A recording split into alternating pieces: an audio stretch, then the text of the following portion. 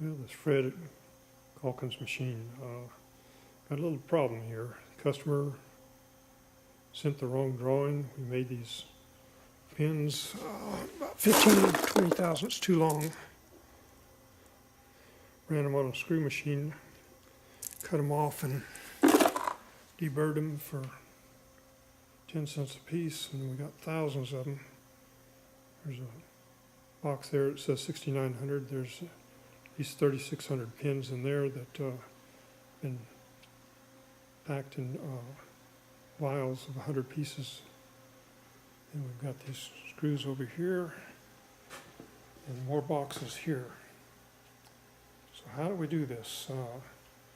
We work these for less than 10 cents a piece.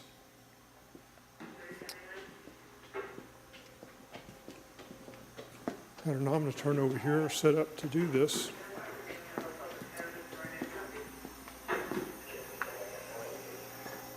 And I'm working this out to see if it's going to be practical or not. I ran some by putting them in the collet, pulling them out, put another one in the collet, run, cycled, and put another one, pulled one, put one in. So it was involved. I could only do 6 a minute. I tried putting a self-ejecting collet here, and it does kick them out, but with the spindle running, it's a little bit hard to push against that spring and bottom it out before you tighten the collet. So I made this little doodad here. Drop a, let's see, get a part that's not done. And we'll do this again. Drop it in the slot here. It'll push it into the collet while the spindle's running. And kind of semi-automatic facing tool, chamfers, and cuts the part off. So let's put the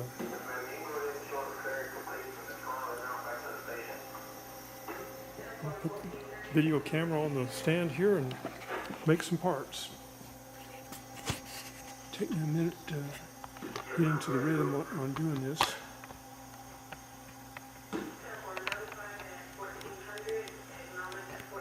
A little telephoto on that.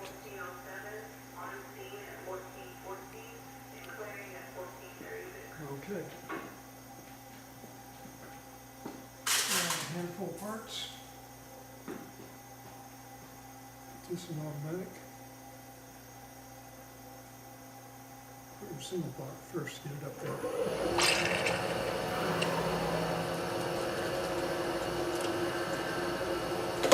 Close the collet. Automatic cycle start.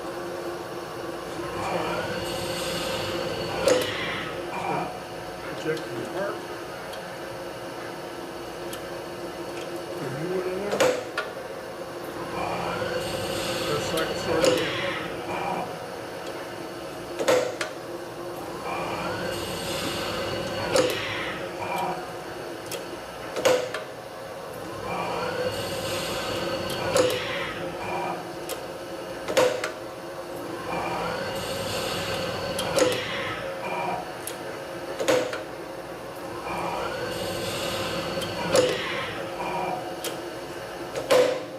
That was a tiny one. I think that was from another batch, and the diameter is a little bit larger, so the collet strains a little bit, tightening up on that.